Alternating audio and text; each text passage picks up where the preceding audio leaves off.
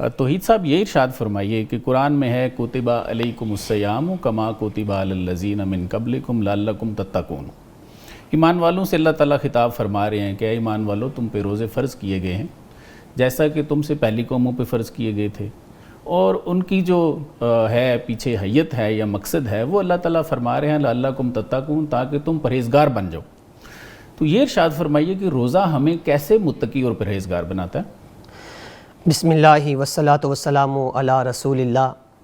Professor صاحب، میں سب سے پہلے آپ کا اور آپ کی پوری ٹیم کا شکریہ ادا کرتا ہوں، خراج تحسین بھی پیش کرتا ہوں کہ آپ نے ان مقدس لمحات میں ایک عوام الناس کے لیے ایک بہترین انتظام کیا ہے۔ قال اللہ و قال رسول کی صدا آپ لوگوں تک پہنچا رہے ہیں۔ اللہ تعالیٰ آپ سب کو جزائے خیر عطا فرمائے۔ بہت شکریہ۔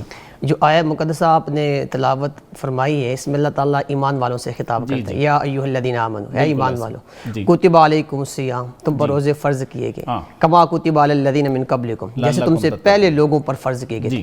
یہاں سے تھوڑا سا میں آپ کو یہ بھی بتانا چاہتا ہوں، سامعین تک یہ بات بھی بتانا چاہتا ہوں، اللہ تعالیٰ ایمان والوں سے خطاب کر کے سابقہ امتوں کے جو احوال کو بیان کیا ہے، اس کی وجہ یہ ہے کہ ایمان والوں کو اللہ تعالیٰ تسلی دے رہا ہے کہ صرف آپ پر ہی نہیں، آپ سے پہلے امتوں پر بھی روزوں کو فرض کیا گیا ہے۔ بالکل ایسے، اور نبی پاک صلی اللہ علیہ وآلہ وسلم نے بھی انبیاء کرام علیہ السلام کے روزوں کو بیان فرمایا ہے۔ حضرت آدم علیہ السلام 13، 14 اور 15 ہر ماہ کی تاریخ کو روزہ رکھتے تھے۔ اسی طرح حضرت نوح علیہ السلام کے بارے میں آتا آپ نے زمانہ بھر روزے رکھے۔ حضرت داؤد علیہ السلام کے روزوں کے بارے میں آقا علیہ السلام کی صحیح مسلم کی حدیث ہے، آپ صلی اللہ علیہ وآلہ وسلم نے ارشاد فرمایا حضرت داؤد علیہ السلام کے روزے اللہ تعالیٰ کو بڑے پسند ہیں۔ حضرت داؤد علیہ السلام کے کیسے روزے تھے کہ ایک دن روزہ رکھتے تھے اور دوسرے دن آپ افطار کرتے تھے۔ یہ متقی کیسے بناتے ہیں؟ اب متقی آپ کا سوال ہے، سب سے پہلے ہمیں تقوی کو سمجھنا ہوگا کہ تقوی کسے کہتے ہیں۔ تقوی کی تعریف جو حضرت ابی بن کعب رضی اللہ تعالیٰ عنہ نے کی ہے، اور آپ سے پوچھا گیا کہ تقوی کسے کہتے ہیں۔ حضرت ابی بن کعب رضی اللہ تعالیٰ عنہ نے جو تقوی کی ڈیفینیشن کی ہے وہ یہ فرمائی ہے کہ جس طرح انسان ایسے راستے سے گزرتا ہے جس میں جھاڑیاں ہوں اور اپنے دامن کو جو ہے وہ سمیٹ کر گزرتا ہے، تو اسی طرح انسان اپنی زندگی میں اپنے بدن کو گناہوں کی آلودگی سے اور گناہوں سے بچاتا ہے، یہ تقویٰ کہلاتا ہے۔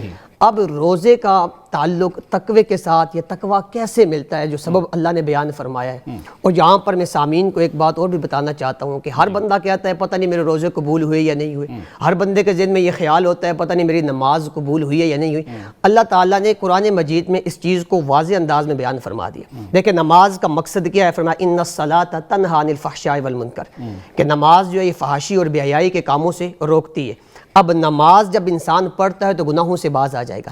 اسی طرح اللہ تعالیٰ نے روزے کے مقصد کو بیان فرمایا کہ لعلکم تتقون، تاکہ تم متقی ہو جاؤ، پرہیزگار ہو جاؤ۔ کیا اس کے روزے کے سلسلے میں جو ہمیں بھوک ملتی ہے، یہ فرمانا ذرا تھوڑا سا اس پہ روشنی ڈالیں کہ کیا یہ نفس کو مہذب کرنے میں کام آتی ہے یہ بھوک؟ یہ اصل دیکھیں نفس بھرا ہوا ہوتا ہے تو خواہشات پیدا ہوتی ہیں، جب نفس ہی کمزور ہو جائے تو پھر انسان کے اندر کوئی جو ہے وہ خواہش نہیں ہوتی ہے۔ ان خواہشات کو مارنے کے لیے بھوک بہت بڑا ذریعہ ہے، اور آپ صلی اللہ تعالیٰ علیہ وآلہ وسلم نے بھی یہی فرمایا، کتنے روزہ دار ایسے ہیں کہ جن کو جو ہے وہ بھوک اور پیاس کے سوا کچھ نہیں ملتا۔ اب ان کا کیا ہے کہ بھائی تقوی کا آپ نے کیا، بھائی تقوی کیسے حاصل کیا جاتا ہے، تو ان کی میں ایک مثال جو ہے وہ میں اپنے سامعین تک پہنچانا چاہوں گا۔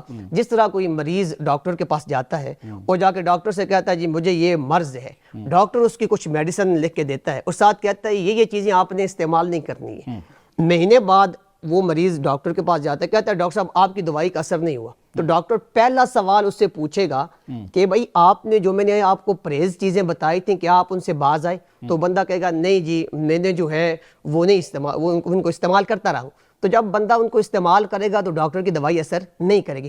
رب تعالیٰ کا فرمان سچا ہے، جو بندہ روزہ رکھے گا اس کو تقویٰ ملے گا، لیکن کس طرح ملے گا؟ جتنی چیزوں سے اللہ اور اس کے رسول صلی اللہ علیہ وآلہ وسلم نے روزے کے عالم میں منع فرمایا ہے ان سے بندہ اپنے آپ کو بچائے گا۔ صرف عام طور پر ہمارے سامعین میں یہ بات پہنچانا چاہوں گا، لوگ یہ سمجھتے ہیں کہ روزہ صرف جو ہے صبح جو ہے وہ بس سحری کر کے اس کے بعد رات تک بس یہ کھانے پینے سے روکنا ہی روزہ ہے، اس طرح نہیں ہے۔ آپ صلی اللہ علیہ وسلم نے ارشاد فرمایا تمہارے جسم کی ہر عضو کا روزہ ہے، آنکھ کا روزہ ہے، کانوں کا روزہ ہے، تو اس لیے جو ہے ان تمام تر چیزوں سے انسان جب اپنے آپ کو بچائے گا تو اس کو اللہ تعالیٰ تقوی کی جو ہے دولوں سے مالا مال فرمائے گا۔ بالکل ٹھیک۔